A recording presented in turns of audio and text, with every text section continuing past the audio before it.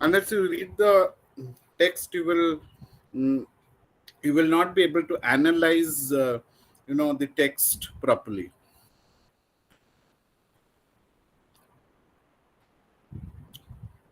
Okay, so moving on to Fielding. Henry Fielding is a well-known novelist and a playwright, and even a satirist. And he was born at Somerset and died Somerset in England, and died in Lisbon. So you find he was a novelist and a playwright who was working along with Samuel Richardson, who is considered, a founder of the English novel.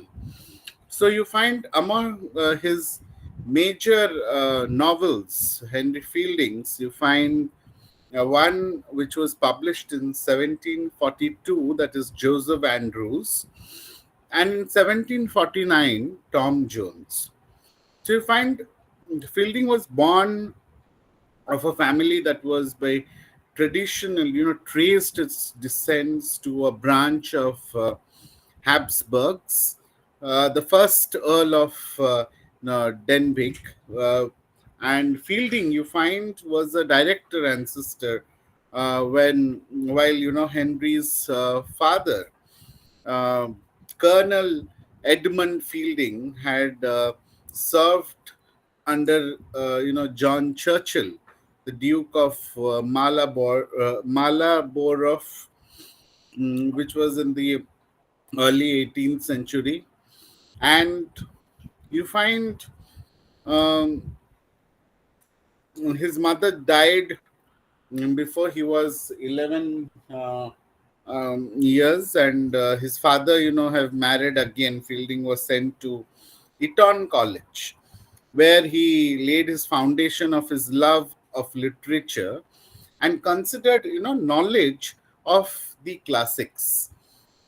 So there is befriended, George Lytton, who was later to be a statesman and an important patron of him to him. And you find some of his works, mm, like Joseph Andrews. You find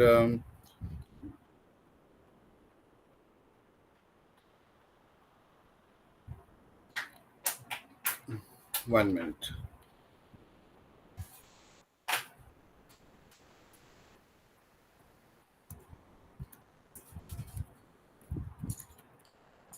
Yeah.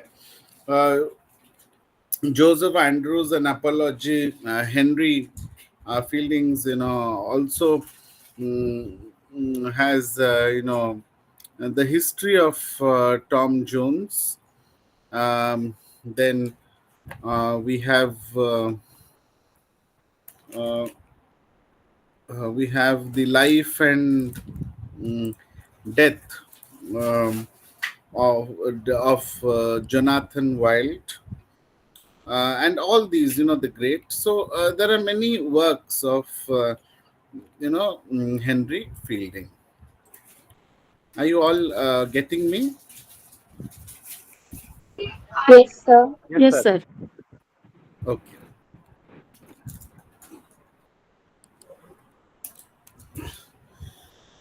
So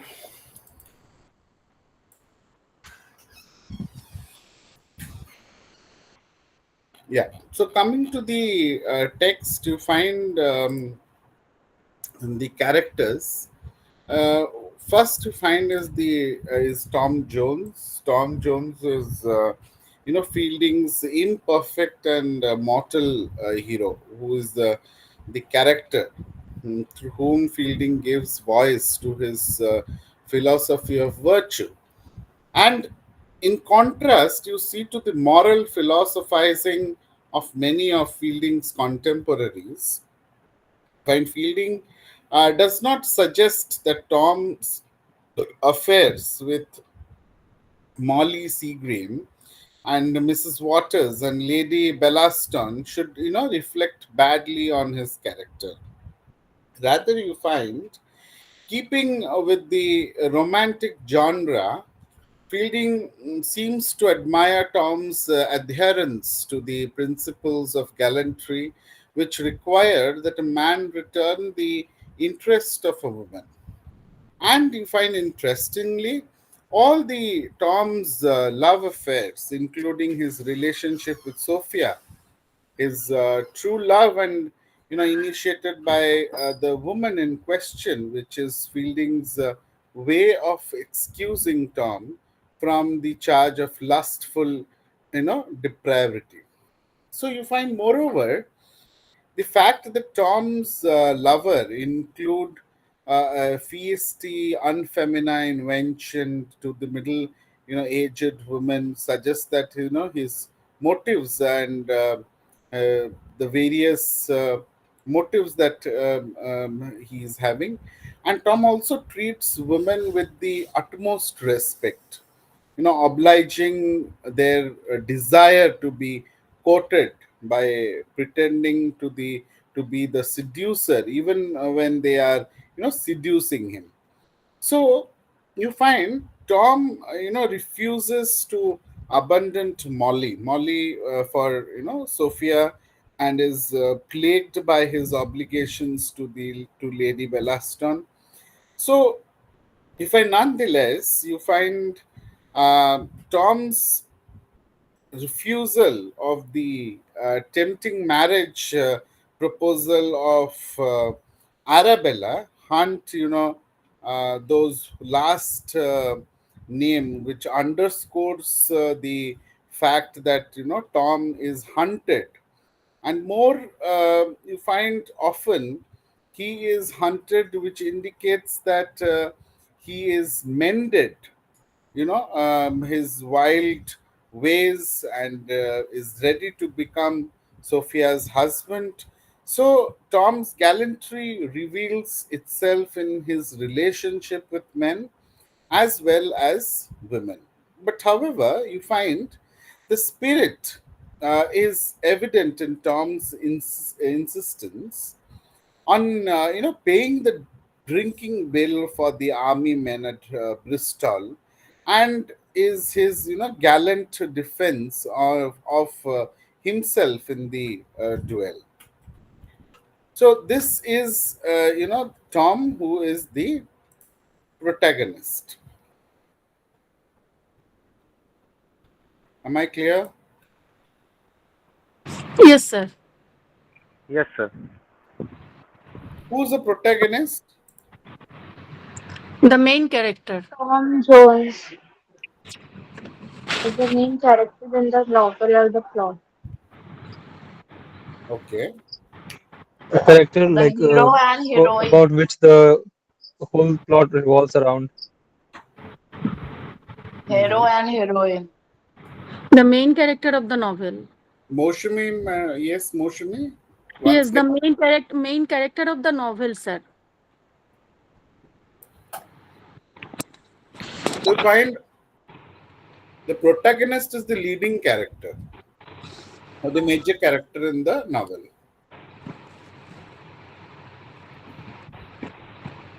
Mm, we don't only find protagonist in the novel, but we find it in the in a movie, in a play.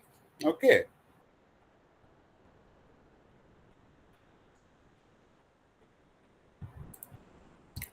Okay. So moving on to the next character. The next character is Sophia Weston. So you find Sophia Weston is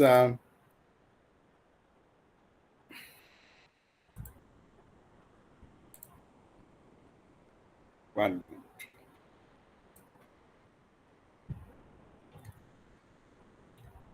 Yeah. So Sophia Weston, you find, is according. You find Sophia mm, is an allegorical figure, and you find Okay.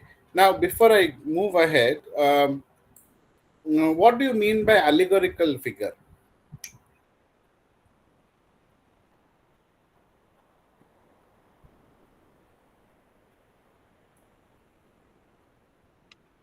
Showing some kind of moral values. Okay, yes. Anyone else?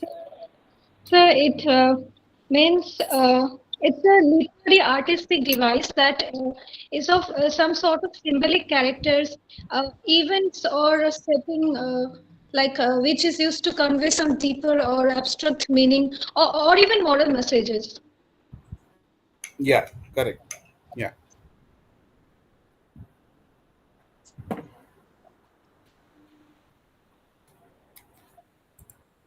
A character on that can be interpreted to represent a deeper meaning that is not explicitly stated in the narrative. Mm-hmm. Yes. So basically, the character serves, uh, as an important person in the story, and also, presents the abstract meanings or ideas. Okay, allegoric figure.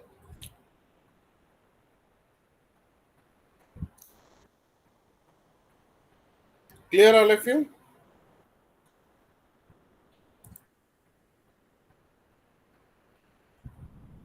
Hello, can you hear me? Yes, sir. Yes. Okay, okay. So you find, so Sophia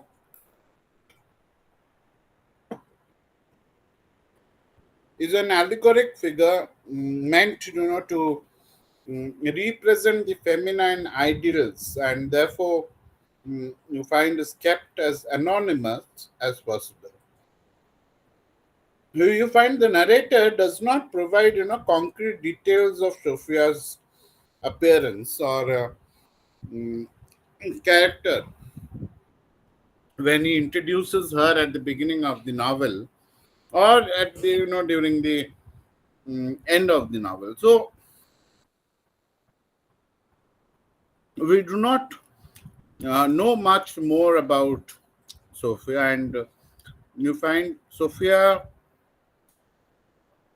decision to run away from her violent father. Who was Sophia's father? Squire Weston. So Sophia was Sophia Weston.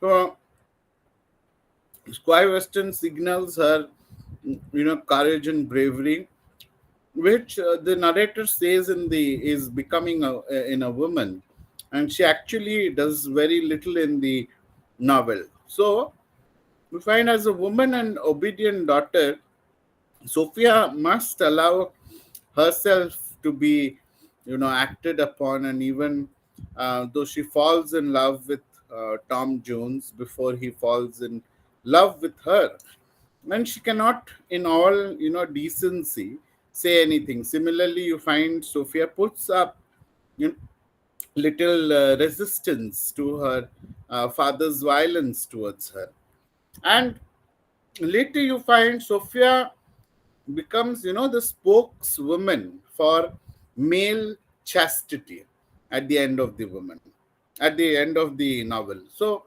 and you find, ironically, through her lecture to, Joan, she provides the final obstacle to their marriage, and thus to the fulfillment of the comic plot. So uh, though her generosity and genuine, courtesy, Sophia becomes a representative, along with Jones and Allworthy, of Fielding's vision of virtue, and she combines all these because for the best of the country and the city, since she has manners unlike her country father, but they are all genuine, unlike those of her portly aunt and Mrs. Weston.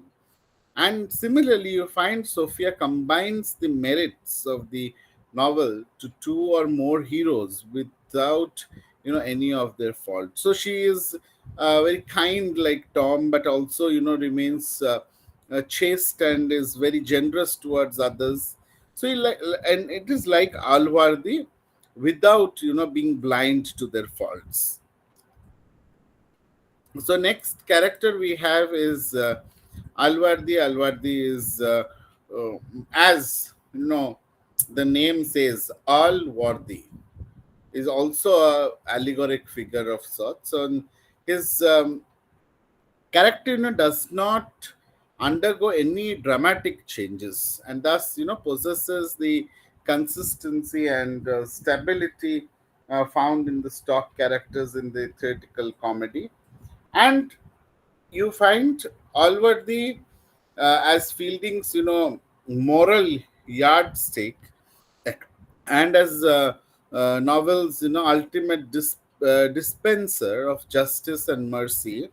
If almost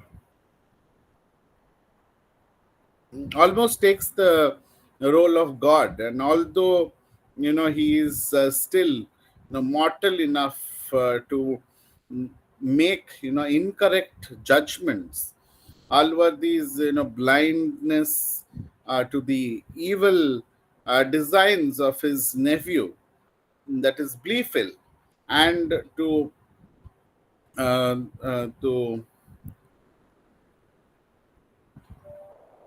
Thawakams, insidiousness, which leads him to make mistakes when it propels to the plot of the novel forward. So we can see it is Alwardi who banishes Tom Jones for his county. Then we have Bleefil. Bleefil is another character who is the antagonist of um, Tom Jones, and is a foil, to his uncle Alwardi. So, how is Alwardi related to Bleefil?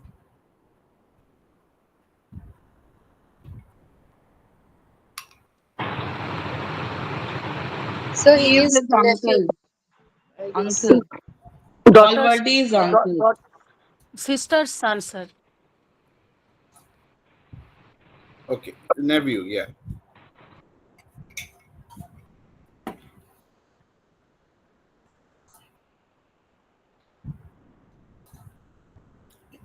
One minute.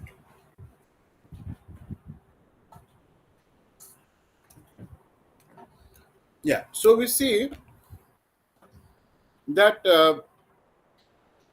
in contrast to Alwardi, whose altruism is almost very excessive, and Griffith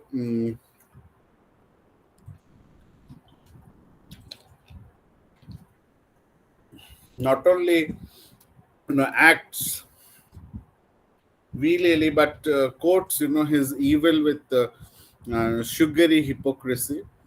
So when Alvardi and Tom confronts Bleefil with his crime, Bleefil weeps, not out of remorse but rather out of terror. So he does not reform his way, but merely his religion, converting to Methodism, in order to marry a rich woman. And as a static villain, you find Bleefil stands opposite to consistent goodness of Allworthy.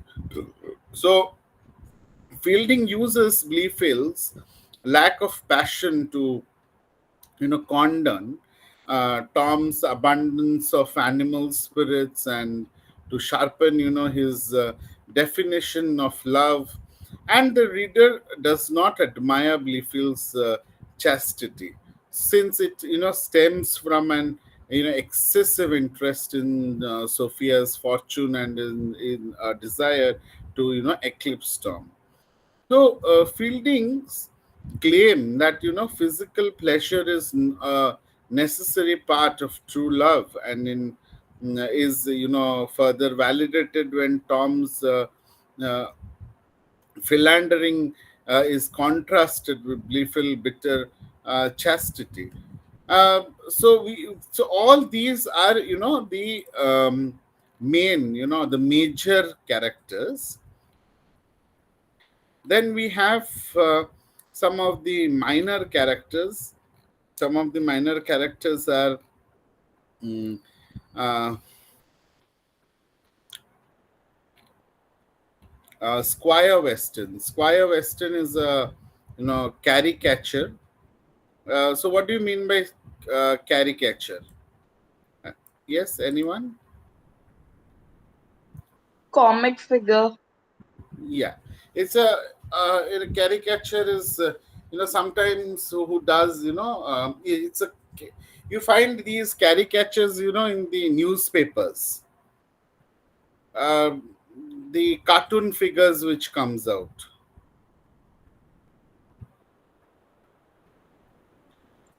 You understand what I'm saying? Yes, sir. Yeah. So you find Squire Weston is very rough and, ready, conservative country gentleman, very affectionate at heart, and the Squire, nevertheless acts with extreme violence towards his daughter Sophia, and by constantly, you find, yeah, even, you find verbally and physically abusing her, and uh, however, you find, since the Squire is a caricature, Fielding does not intend for us to, judge these actions too harshly. And similarly, you find Squire's, insistence of on Sophia's marriage, marrying Gleefield, has also less to do with greed than with his stubbornness and adherence to tradition. So, Squire Weston speaks in West Country dialect and peppers, his speech with curses. So you find another character, that is Mrs. Weston. Mrs. Weston is the foil of her brother Squire Weston, is also a caricature of the artificial city lady who, always acts out of expediency.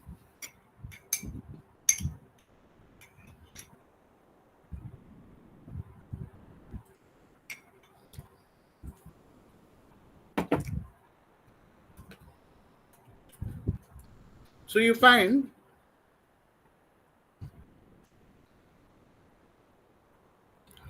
Mrs. Weston prides, herself on being adapt to all, intellectual pursuits, from politics to philosophy, to feminism, to armor, and yet you find her ignorance reveals itself on the numerous occasions. She thinks that Socrates lectured to others, to students, instead of engaging in conversational debates. And you find Mrs. Weston's sole aim in the novel is to improve the Western name by marrying off Sophia to the, richest and most prosperous man that she can find.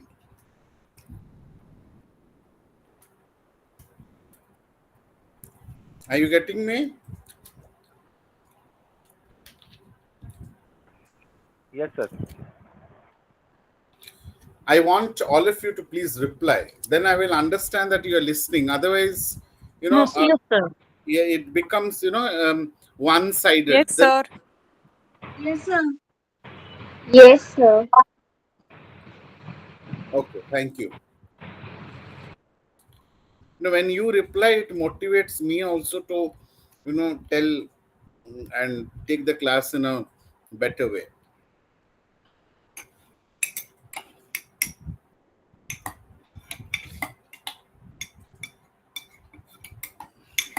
Okay. So next is Jerry Jones. Jerry Jones is is a student of Patridge, whom Alvardi, banishes for being Tom's mother at the end of the novel, and we learn that Jenny is not Tom's mother. So Jenny reappears as Mrs. Waters as Upton when Tom saves her from a robbery. And although Jenny does not possess the beauty of Sophia, her very white breasts attract Tom to her. And although you find she protests to Mr. Alwardi at the end of the novel that she has led a virtuous life, her seduction of Tom in Uptown suggests otherwise. She eventually marries Parson Supple, a friend of Weston. And then we have Brigette Alwardi. Brigette Alwardi is mother of Blefield and Tom.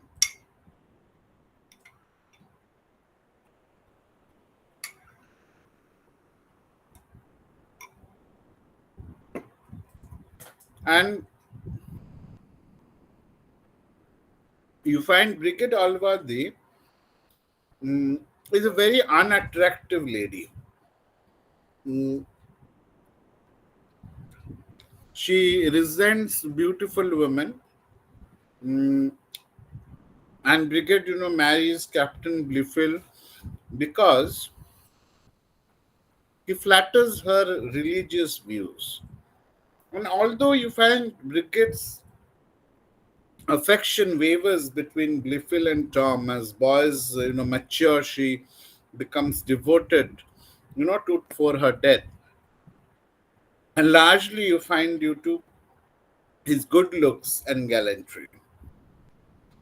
Then we have the next character is Lady Bellaston.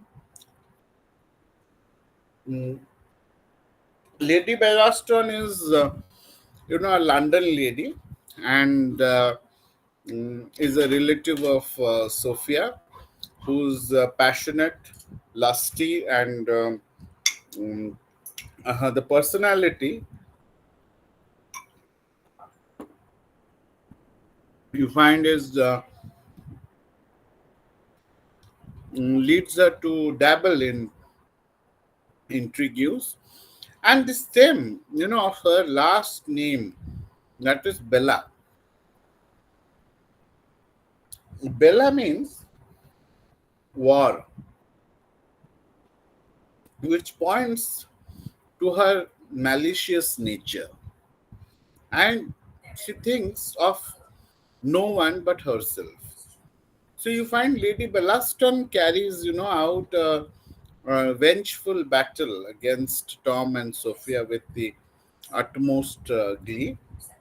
And then you have Harriet Fitzpatrick, is Sophia's, cousin and wife of Mr. Fitzpatrick, and pretty and very charming. She is nevertheless selfish and contrives against Sophia in order to improve her relationship with Squire Weston and Mr. Squire Weston and Mrs. Weston.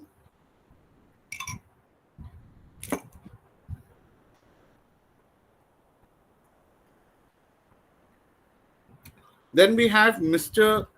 Fitzpatrick. Mr. Fitzpatrick is a very rash kind of Irish man who Harriet Fitzpatrick casts in the light of an ogre chasing her across the countryside.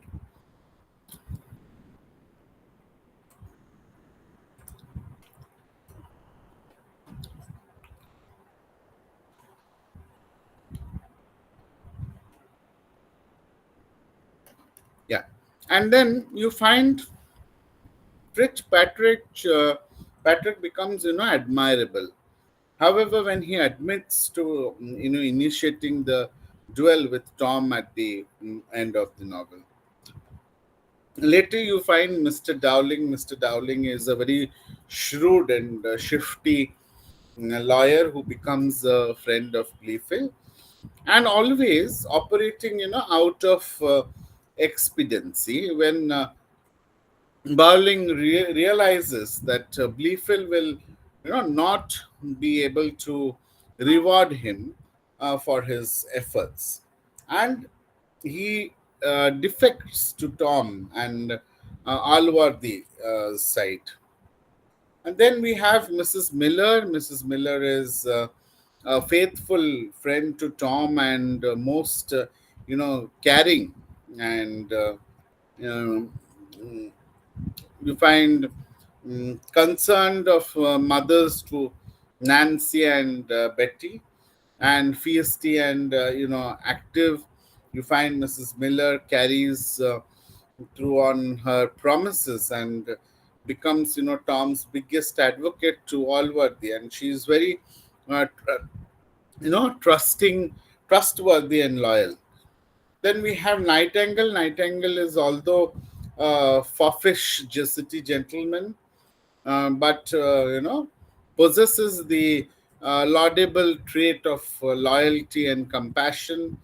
And although you find not only in affairs of love, but it takes a little time for Tom to convince Nightingale not to abandon Nancy, since Nightingale is caught up in his image in London. And to his credit, you find Nightingale transforms and follows, Tom's principles of honor, that is, fulfilling verbal commitments.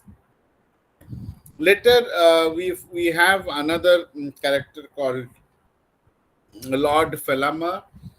Lord Fellamar is a suitor of Sophia, who, though you find he has a, you know conscience, easily allows himself to be manipulated by Lady Bellaston.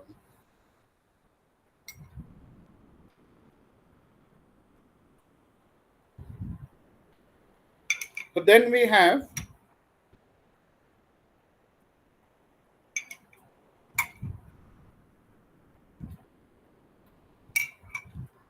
Squire. Squire is a philosopher who lives with Albert, and he justifies his questionable behavior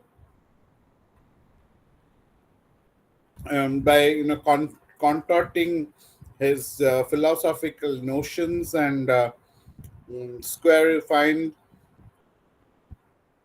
although is a foil to Tharkam, is less sinister than the later, and in need you find Square virtuous transformation at the end of the novel allows Alwadi to forgive Tom.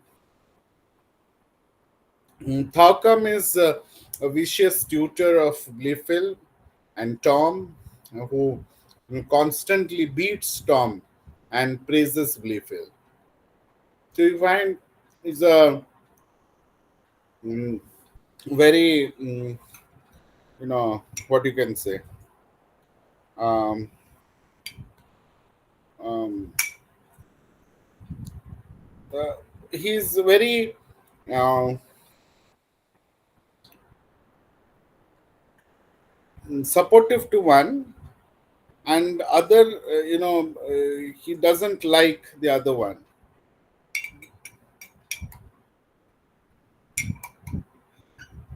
And then we have Molly Seagrim. Mm, yeah, Thaukum, yes, I forgot. Thaukum, claims to value religion above all else, and seeks only his own good. So, and then we have Molly Seagrim. Molly Seagrim is a rugged, unfeminine daughter of Black George, who seduces Tom, and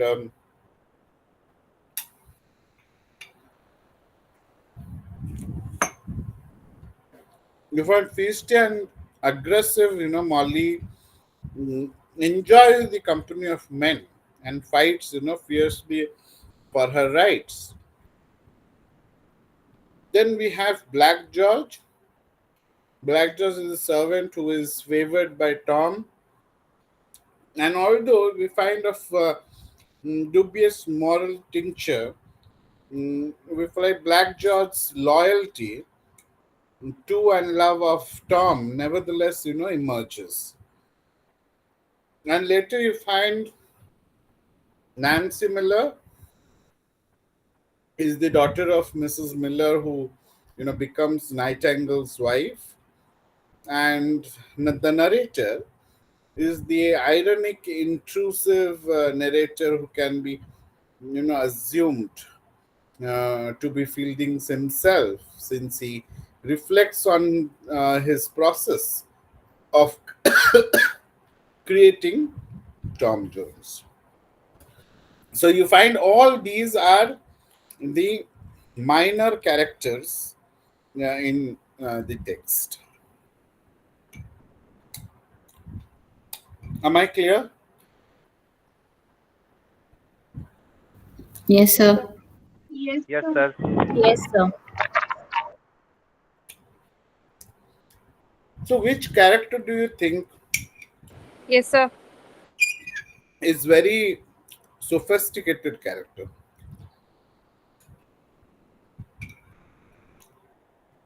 Allworthy. Alia, and why, Alia?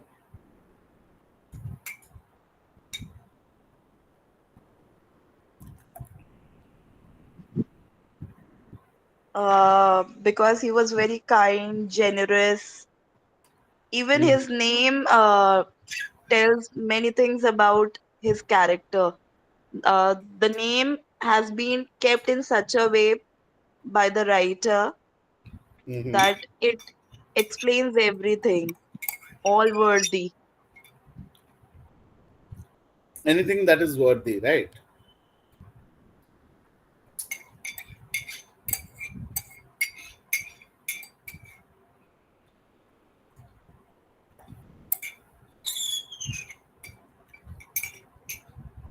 Anyone else? I think it's Sophia Okay. Anjita, why?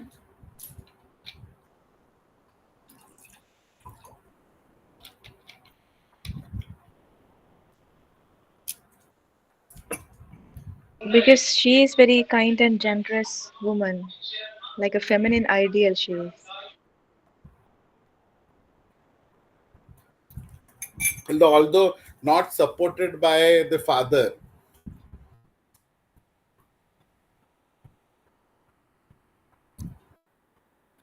isn't it?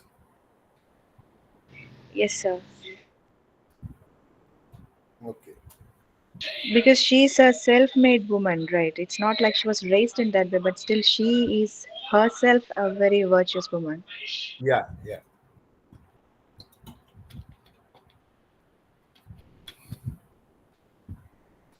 Anyone else? If you don't answer, I'm going to pick one name and I'm going to ask. Square, can we Yes, say that Sanjana. Yes, Sanjana. Square as a sophisticated Okay. character? Why do you think so? You need to support your answer. Because he had there are certain points like education. Square is well read, knowledgeable, educated, uh, and he he can showcase his sophistication. Then another point, he has rational thinking. So he approaches problems logically and reasonably, and thereafter he demonstrates intellectual with maturity. Then he has moral integrity, like his strong moral compass and sense of justice reflect his refined character. Then another point could have been like worldly wisdom. His experience and travels have broadened his understanding of human nature. And we can also say that witty conversation, like Square engages in clever repartee, uh, which displays his quick wit and intelligence. Okay, okay. Yeah, that's a good, explanation to support your, character. Okay.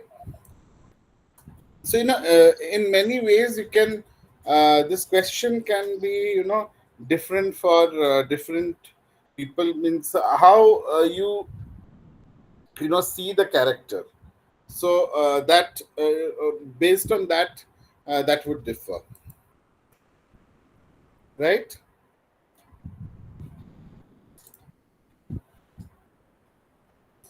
Yes. Yeah. Okay.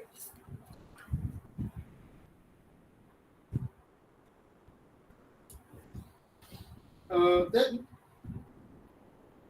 going to so we'll go to the plot. um, so basically this has 18 18 books, um, or we can say, and each chapter has somewhere around mm, somewhere around 12 to 13 chapters. So we'll talk about it. um, I will tell you the plot. So you find the when we talk about Tom Jones, um, the distinguished countryman, that is the gentleman, that is Allworthy, you find who lives in Somersetshire with his you know the unmarried sister, that is Bridget Allworthy.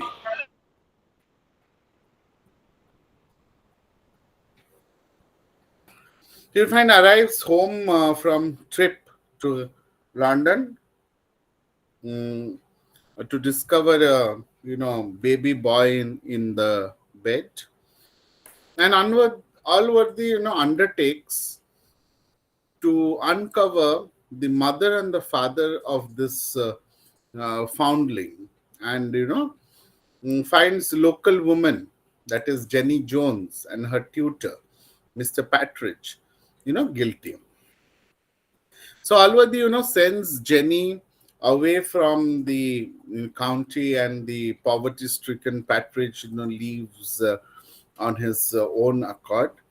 And in spite of the criticism of the, parish, Alwadi decides to, bring up the boy. And soon after, Brigade marries Captain Bleefill, and a visitor who is at Alwadi's estate and gives birth to a son of her own named Bleefill. Okay, so Bleefill's um, father name was Captain Bleefill. And Captain Bleefill, regards Tom Jones with jealousy, since, he wishes his son to inherit all the Alwardi possessions, while, mediating on money matters. And Captain Bleefill falls dead of an, apoplexy. And later you find the narrator skips forward 12 years, and Bleefield and Tom Jones have, you know, been brought up together, but you find receives vastly different treatment from other members of the household. As I had told you already, that, they were, why they were, given different treatment. Yeah, anyone? Because he is the son of Jenny Jones and Partridge. Yeah, she is who? Who is she? And not she, he, Tom Jones. Yeah, because Tom Jones is not, uh, their own, but Bleefill is their own. Okay, so you find, um, But Alvardi is the only person who shows, consistent affection for Tom. So you find the philosopher Square and the Reverend, Thalcom, the boy's tutor, despite, Tom and, despite, teaching them, means the tutoring Tom and Bleefel, you find uh, despise Tom's and adores Bleefel, since Tom is very wild and Bleefel is very pious. So Tom, frequently steals apples and ducks to support the family of Black George, one of Alworthy's servants. And Tom tells all of his secrets to Bleefel, who then relates these to Thaukum or Alwardi, thereby getting Tom into trouble. So you find the people of the parish hearing of Tom's generosity to Black George, begins to speak kindly of Tom while condemning Bleefel for his seekiness. So actually, you find Tom who was there to help, the servant of Alwardi, that is uh, Black George. Black Judge. Yes, this is the Black Judge, you know, uh, family.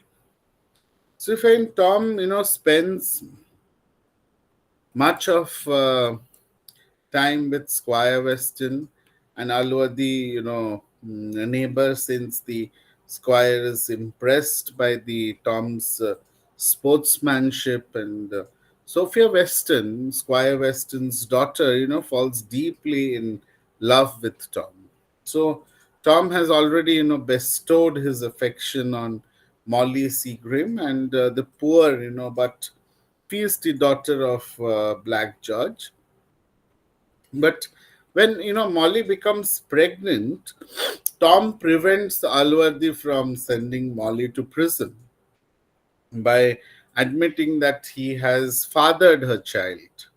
And Tom, at first, obviously to Sophia's charms and beauty, falls deeply in love with her.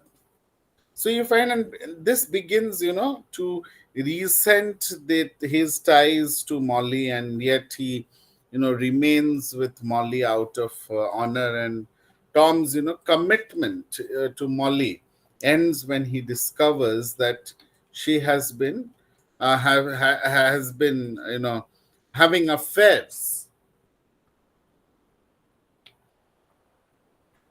which means Tom is not the father of her child, and free him to confess his feelings to Sophia.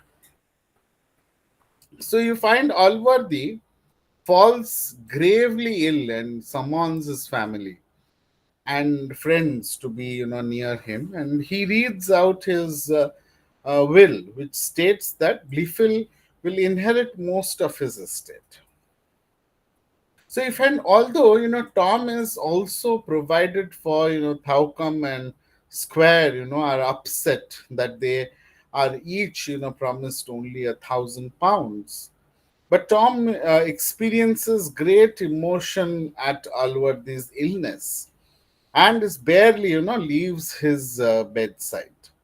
So you find a lawyer who is named Dowling arrives and announces that the sudden and unexpected death of Brigit Alwardi. Brigit Alwardi was All Alwardi's, but his sister. yes, sister. And how was Bleefil related to Alwardi? Brigit Alwardi. He was the son of British and Yes, Captain Bleaker. yes. So when the doctor, announces that Alwardi will not die, and Tom rejoices and get drunk, on both joy and alcohol, and Blifil calls Tom bastard, and Tom, retaliates by hitting him. So Tom, after swearing eternal constancy to Sophia, encounters Molly by chance and makes love to her. So then you find Mrs. Weston, the aunt with whom Sophia spent much of her youth, comes to stay at her brother's house, and she and the squire, fight constantly, but they unite over Mrs. Weston's plan to marry Sophia to Blifil, and Mrs. Weston, you find, promises not to reveal Sophia's love for Tom, as long as Sophia submits to receiving Blifil as a suitor. So Blifil thus, begins his courtship of Sophia, and brags, so much about his progress that Alwardi believes that Sophia must love Blifil. And Sophia, however, you find, strongly opposes the proposal, and Squire Weston, grows violent with her. And Blifil tells Alwardi that Tom is a rascal who cavorted drunkenly about the house, and Alwardi, banishes Tom from the county. So you find Tom does not want to leave Sophia, but decides that he must follow the honorable path. And later you find Tom begins to wander about the countryside, and in Bristol he happens to meet up with Partridge, who becomes his loyal servant, and Tom also rescues Mrs. Waters from being robbed, and they begin an affair at a local inn. And you find Sophia, who has run away from Squire Weston's estate to avoid marrying Blifil, stops at this inn and discovers that Tom is having an affair with Mrs. Waters. So she leaves her muff in Tom's bed, so that he knows that she has been there. And when Tom, finds the muff, he frantically sets out in pursuit of Sophia. And the Irish man, that is Fitzpatrick, arrives at the inn searching for his wife, and Weston arrives searching for Sophia. So both of them, they arrive searching. And then you find, are you all getting me? Yes, sir. Yes, sir. Okay. So on the way, you find to London, Sophia rides with her cousin Harriet, who is also Fitzpatrick's wife. And in London, you find Sophia stays with her lady relative, Lady Bellaston. And you find Tom and Partridge arrive in London soon after that, and also stay in the house of. They also stay there in the house of Mrs. Millers and her daughters, one of whom is named as Nancy, the daughter. So a young gentleman called Nightingale also inhabits the house, and soon realizes that he and Nancy are in love, and Nancy falls pregnant, and Tom convinces Nightingale to marry her. Then you find Lady Bellaston, and Tom begins an affair here. Although Tom privately continues to uh, pursue Sophia for him, but when he and Sophia are reconciled, Tom breaks off the relationship with Lady Bellaston by sending her a marriage proposal that scares her away. And yet you find Lady Bellaston is still determined not to allow Sophia and Tom's love to flourish, and she encourages uh, and young man Lord Felama to rape Sophia. So later you find soon after this, Squire Weston, Mrs. Weston, Gleefill, and Alworthy, all of them, they arrive in London. And Squire Weston locks Sophia in her bedroom. You find Mr. Fitzpatrick thinks Tom is his wife's lover and begins duel with Tom. And in defending himself, Tom stabs Fitzpatrick with the sword and is thrown into jail. So Patridge visits Tom in jail, and with the ghastly news that Mrs. Waters is Jenny Jones, and Tom's mother, Mrs. Tom's mother. And so you find Mrs. Waters meets with Alworthy and explains the that Fitzpatrick is still alive and has admitted to initiating the duel. So later, she also tells Alworthy that a lawyer acting on behalf of an unnamed gentleman tried to persuade her to conspire against Tom. And then Alworthy, realizes that Bleefield is this very gentleman. It is none other than anyone else. It is Bleefield, and he decides never to speak to him again. And Tom, however, takes pity on Bleefield and provides him with an annuity. Just give me 1 minute.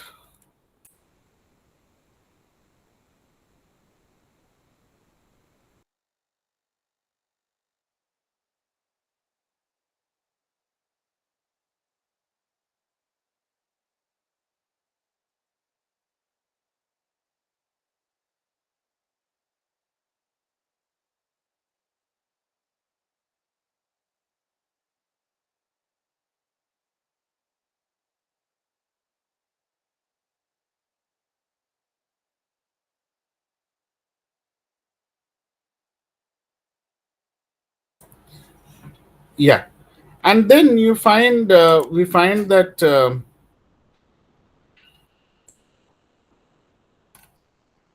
Mrs. Waters also, reveals that Tom's mother was Bridget Alworthy. So Squire, sends Alworthy's letter explaining that Tom's conduct during Alworthy's illness was honorable and compassionate, and Tom is, released from jail and he and Alworthy are reunited as nephew and uncle. And Mrs. Miller, explains to Sophia the reason of Tom's marriage proposal to Lady Bellaston, and Sophia is satisfied. So now you find that Tom is Alworthy's hire. Squire Weston eagerly encourages the marriage between Tom and Sophia, and Sophia chastises Tom for his lack of chastity, but agrees to marry him. And then you find they live happily on Weston's estate with two children and shower everyone around them with kindness and generosity. So this is all about Tom Jones. Am I clear? Yes, Yes, sir. Yes, sir. Okay. So should I ask you some questions?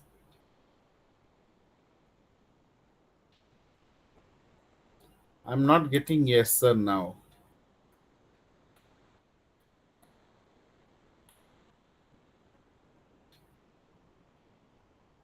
Okay, now after listening to the text, now what do you feel? What sort of a character was Tom? He's a promiscuous guy. He keeps on having affairs with women. Yes, one, number one, point number one, very important. Yes, next. But one thing, Anjita, uh, um, Anjita, can you hear me? Yes, sir. Am I pronouncing your name correctly? Yes, sir. That's correct. Okay, Anjita. Yes. So you said that he was having affair. Yes, that's true. But at the end of the text, you see something. At the end, you find that he marries and stays there and spreads kindness and generosity. That is true, but if I was in Sophia's place, I would have never married a guy like that. Okay, probably that has changed. Probably with time he has changed. Towards the end, when Sophia gives him a chance, maybe that's why he changed. Okay. Yeah, yeah. Yeah, And Shiva even though Shakti. he did all those things, Sophia was so chastised. She never did anything like that. That means her love is true. Yeah, true, true. Shiva Shakti wanted to say something.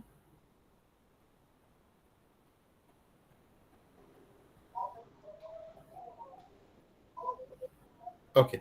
Yeah, anyone else? Yes, sir. I think he was quite generous. I mean, the way he helped others and his kindness. No, sorry, Akshita, your background noise is so much that we're not able to hear you. Am I clear now? Hello? Hello, sir. Yeah, yeah. Can you be a little louder so that we can hear? Okay, sir. Sir, I was saying that he Yeah. was quite generous and kind figure also. The way he helped others and his love Hmm. for Mr. Alworthy. Hmm. So which one becomes heavy? Means which one becomes heavy?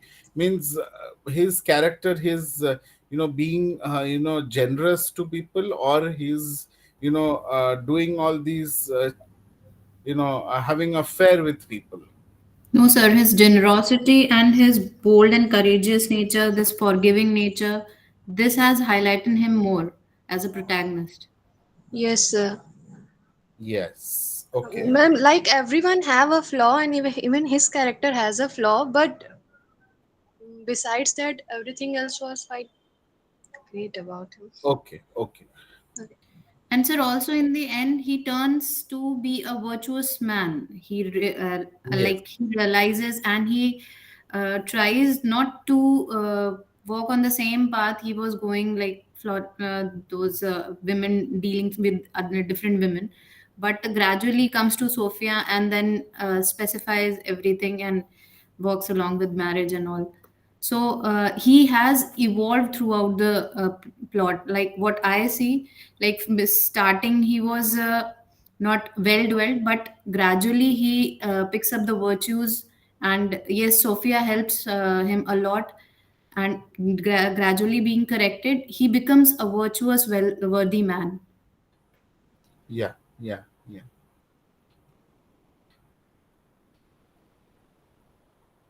Okay. So we can say that people, um, with time, they realize, and with time also, they mend themselves. And you find Tom was such a kind of a character. But what about Blefell? See, you can always, I'm just not. We are just discussing this, but you can write your own interpretation when you're writing answers. No one can stop you. Yeah, I understand. I see Shiva Shakti writing in the. Uh, yes, his fatal flaw is that he lacks good judgment, evidenced by the fact that he writes woman. Okay. But he is love with Sophia. Fair love. Yes, that's true. He's in fair love with Sophia. But he must learn many lessons, most especially the lesson of caution before she accepts his marriage proposal at the end of the novel. Okay. Yeah. Yes. What sort of a character was Bleefield then? And how can you compare Bleefield to Tom?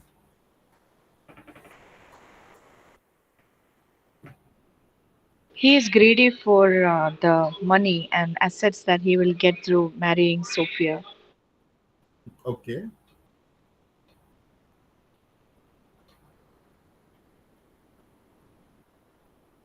What else? So So Gleeful is he was someone also. and his One by one, please. possession. One by one, please. Yes, As Molch. he, Yeah. yes, sir. As he sees Tom as someone who was being cherished by all other women and even the family, he had a good, connection with everyone else, like all worthies, which made Gleeful jealous of Tom, and he always tried to inherit all the property on his own instead of Tom being given the property. Yeah, yeah. So somewhere or the other, you find he was a very greedy man. He was very greedy.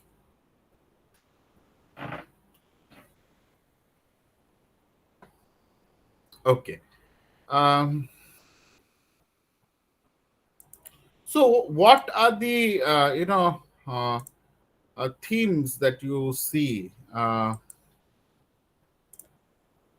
in this text? So may I? Yes.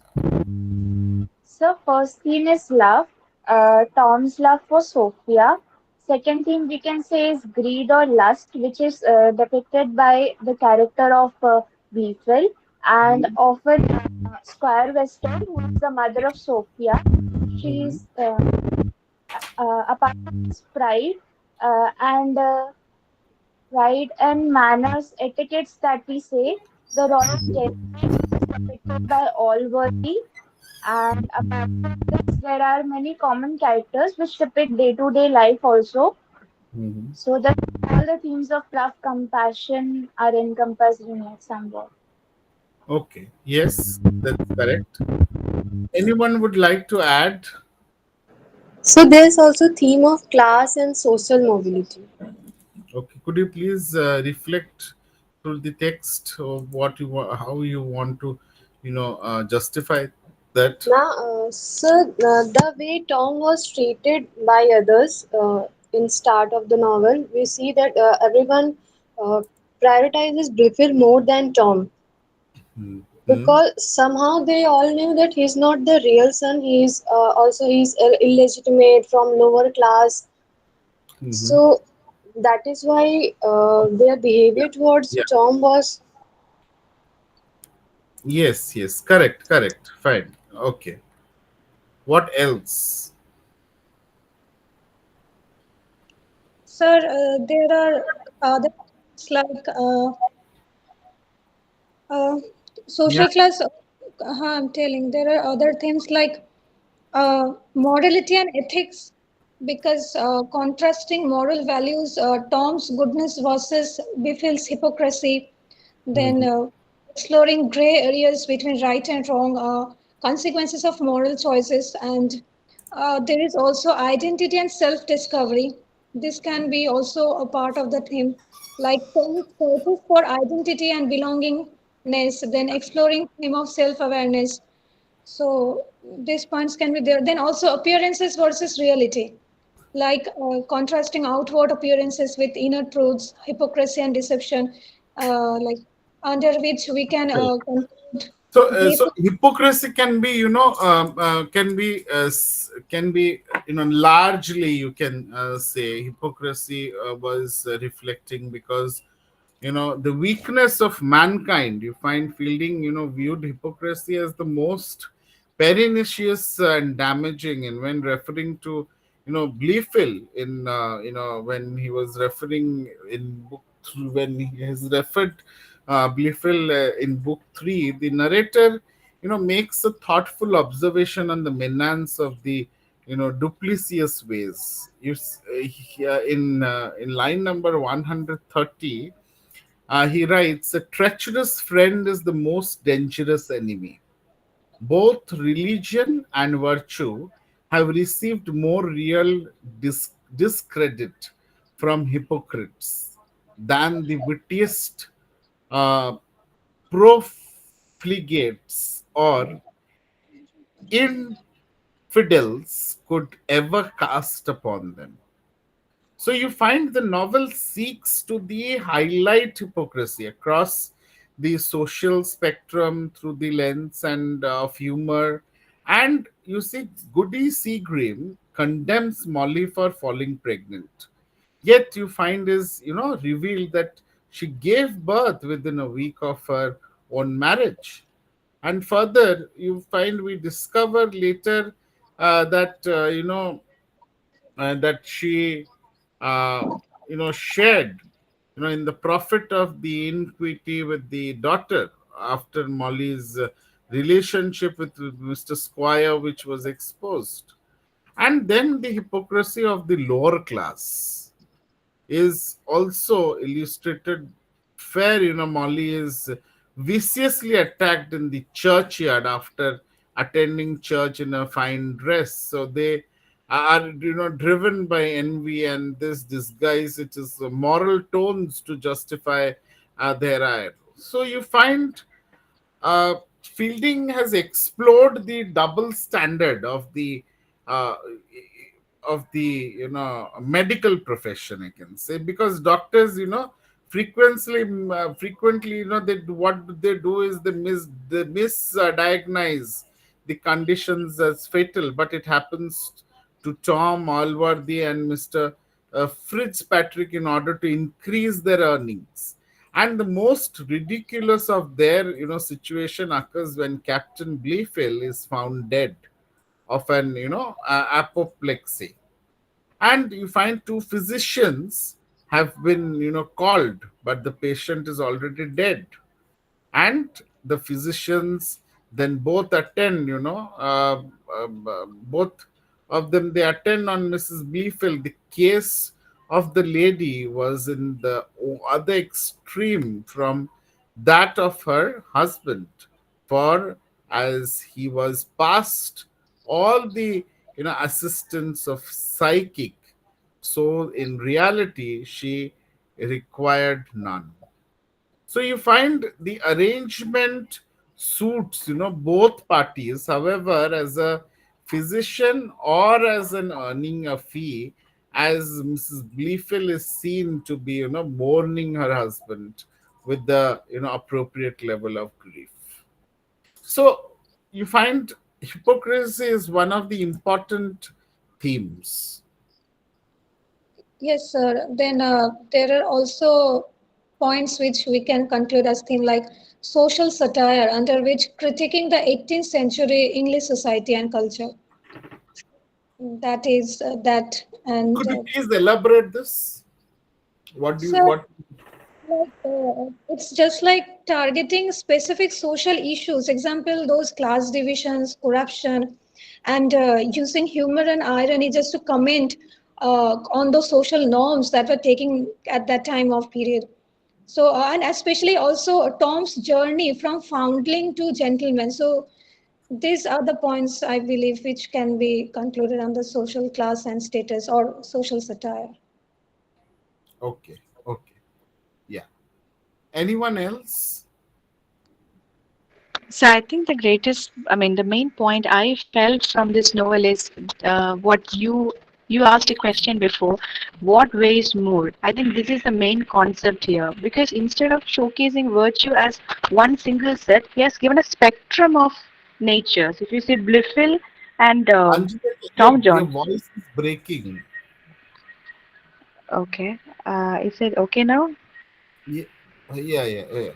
Yeah.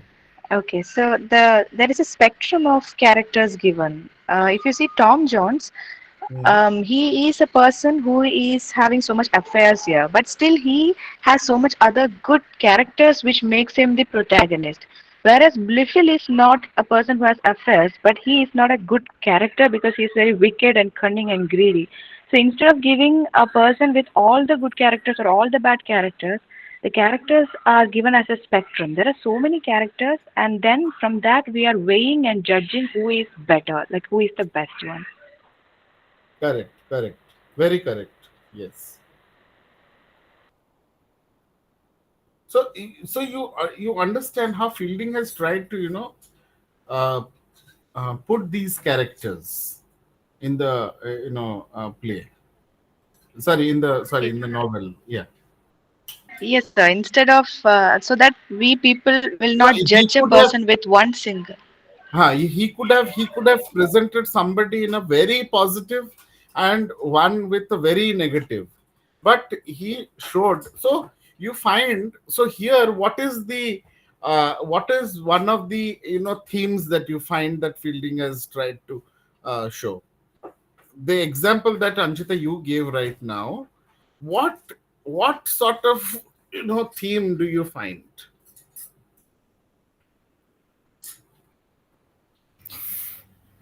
Characterization, or I mean, No, no, no, no, no, no, no, no, no.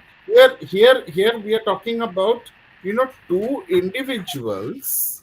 When we are comparing about two individuals, those two individuals could have been, like, the narrator could have you know uh, given a very negative character to one and a very positive character to one.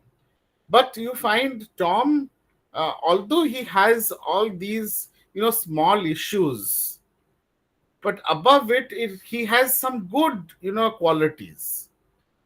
So what is the the theme which has been presented by Fielding? The nature of human nature. So can we say that the it is like relationship between virtue and vice? And he also explores the nature of virtue and its connection with actual happiness, like true happiness. You are doing everything, but at some point you are not morally, you can say morally you are not sound, but gradually when you incur that thing that yes, I have to do what I feel and why what I project, just Hmm. not just like not following this hypocrisy, coming Hmm. to the loyal and truthful ways. What I feel like the narrator or the writer, you can say, is basically trying to set up a connection between these virtue and happiness. What I feel, sir.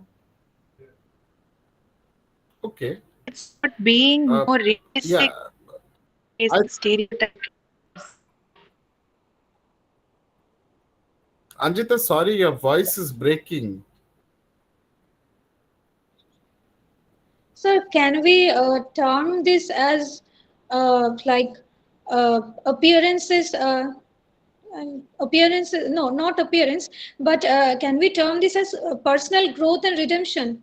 Because it's Tom's journey towards maturity and self-awareness. Then he learns and he overcomes his mistake and finds redemption. Thereafter, uh, it's a kind of, it's not a stagnant, it's not a static character. It's a dynamic character in which progress is being seen. It's quite visible, and Hmm. there is a tinge of there is Tom's growth is been shown over there, in which personal transformation we can see. So can we consider it under as personal growth and redemption? Personal growth becomes very very uh, means you can write about Tom, but what about others? No, like, in case of if the question is asked specifically for Tom only, in that And case. Tom, then you can write that with, you cannot present that as a theme. Okay. Okay. You can write, when if there is a character sketch of Tom, then you can reflect these things in case of Tom, the growth that you see. But that cannot become a theme, a general theme.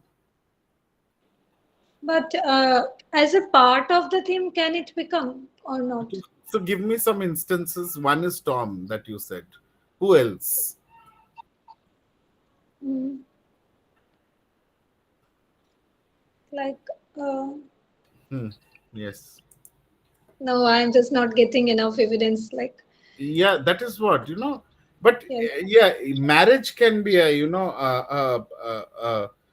theme. Why? Because you see so many marriages happens, and you find uh, there Tom also is having that love for Sophia, and he keeps on trying till the end, and finally he marries Sophia. And you find also there Captain Bleefield marries this one, what's her name, uh, Captain Bleefield marries Bleefield's mother. Bridget. Um, yes, Bridget. Yeah, Bridget Alworthy.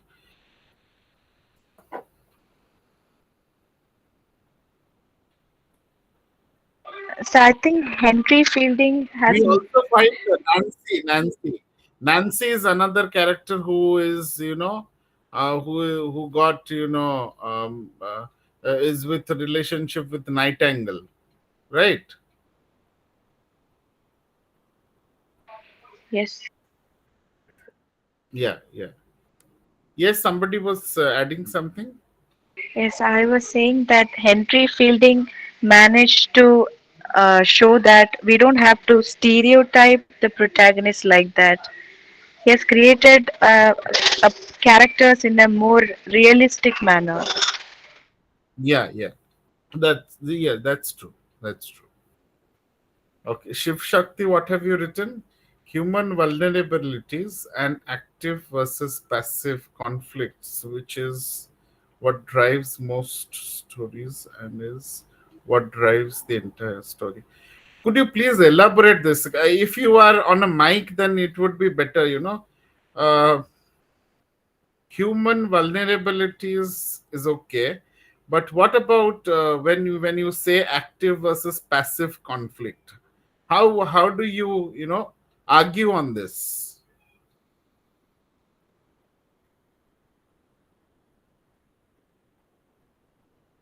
I'm actually, I am not able to connect to active and passive.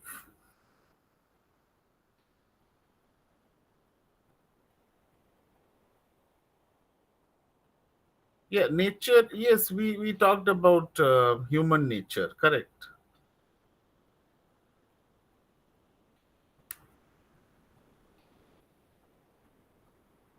Okay.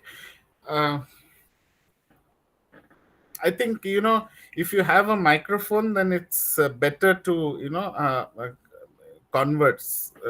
In chat, it becomes difficult. Okay, so what are the different symbols that you see in this text?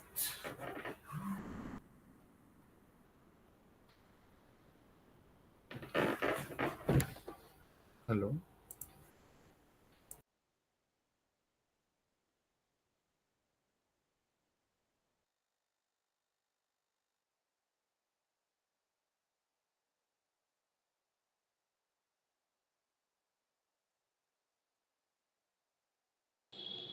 Okay.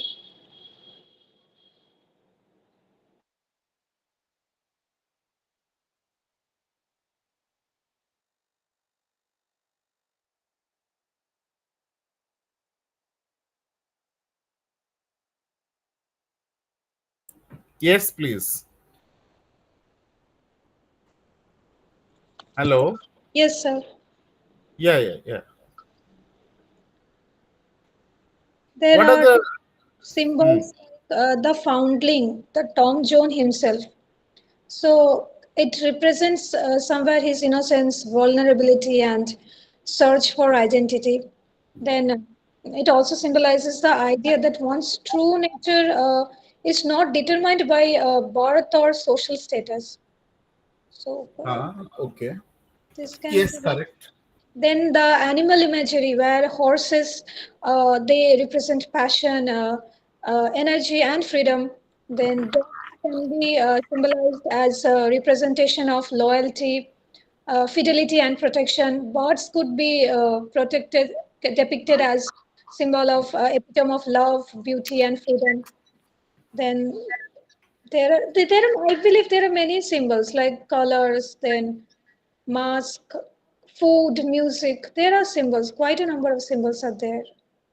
Yeah, yeah, yeah. Any other symbols that others would like to, you know, mention?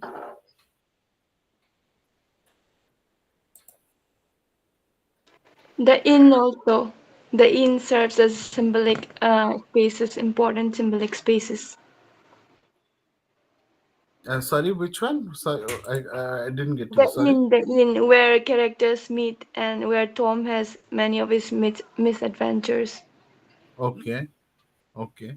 So, can we say the estate, Weston's estate, was one of the symbols?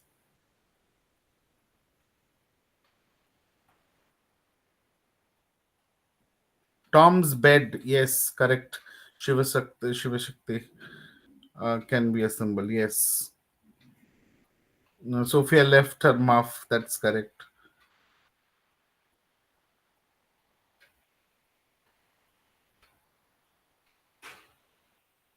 Okay, so I think we have covered almost everything in this. Um, I would like you to think on some questions. One is, um,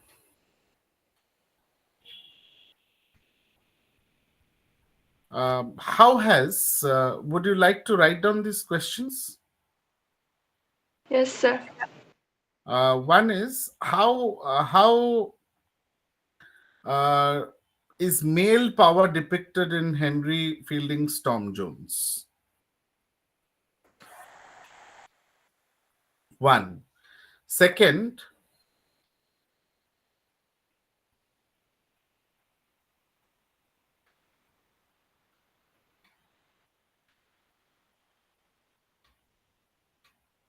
uh, is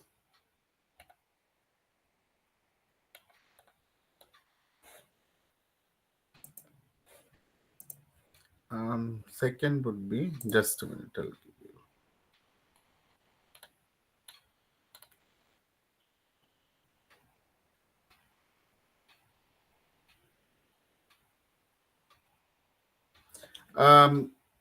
Write down.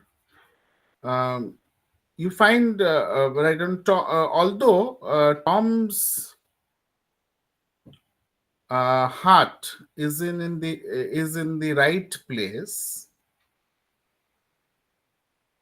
Tom's heart is in the right place.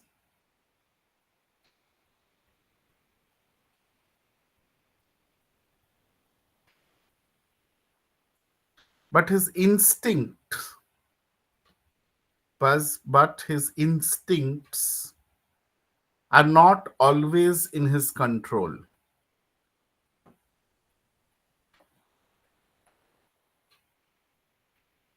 Justify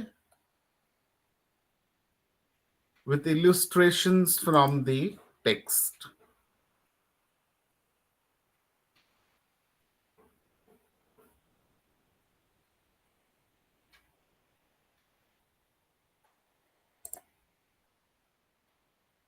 Am I clear?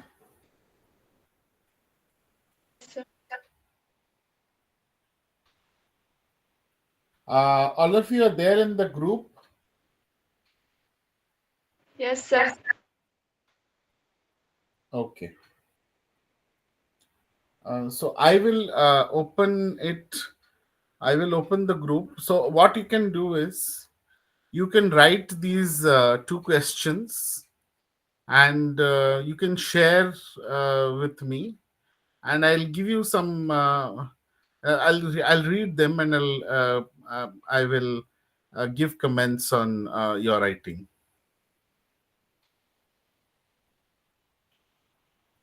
We have a group that is MEG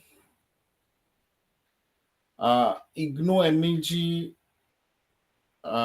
January 2024. If I'm not wrong, right? Yes, sir. I think some of them are not there. I will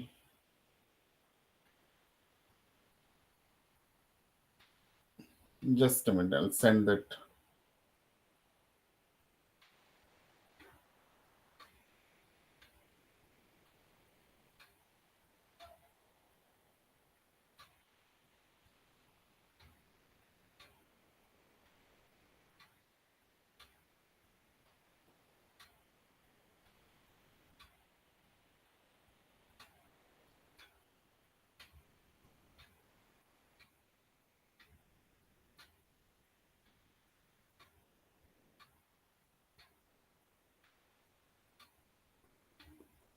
Oh, I'm so sorry. I'm not able to, you know,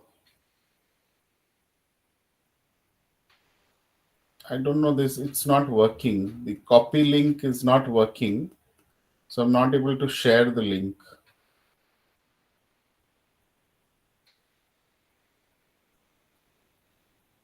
Oh. Okay, my internet is not on. Just a minute. Yeah.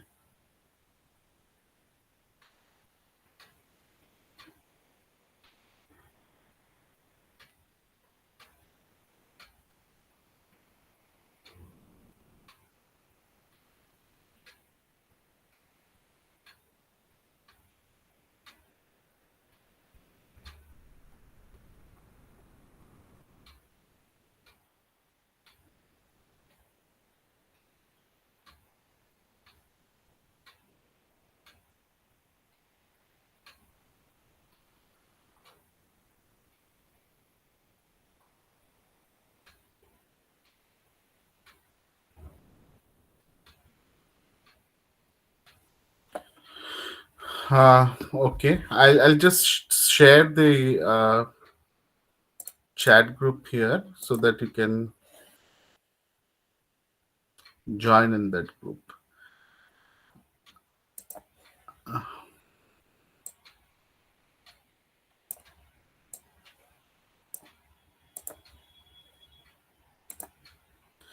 Please try to attempt these two questions that I have given.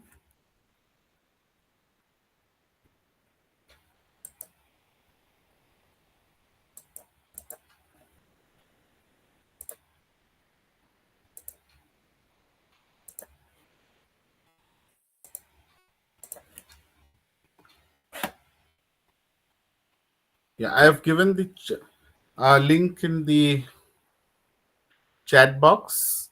Uh, those who would like to join, you can join the group.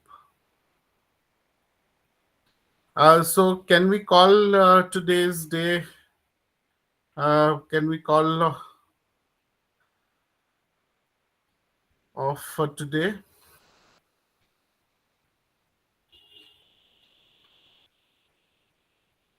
Can we end Okay, today? sir. Yeah. Yes, sir. Okay. Thank you, sir. Thank you, sir. Sir, Good night, sir. what would you be taking tomorrow, sir? The next block.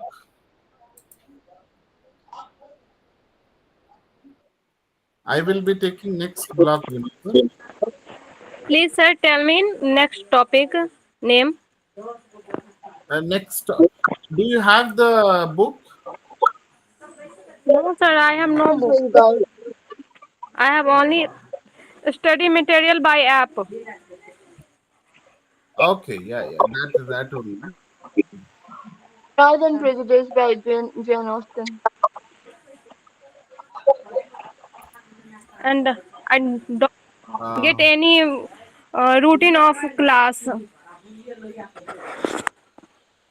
no, that's there in the. Of course, I've given it in the group. Tomorrow we'll do Jane Austen's Pride and Prejudice. Okay, sir. Okay, thank you all of you, and good night. Okay, thank you, sir. Thank you, sir. Thank you, sir. Good night, sir. Thank you, sir.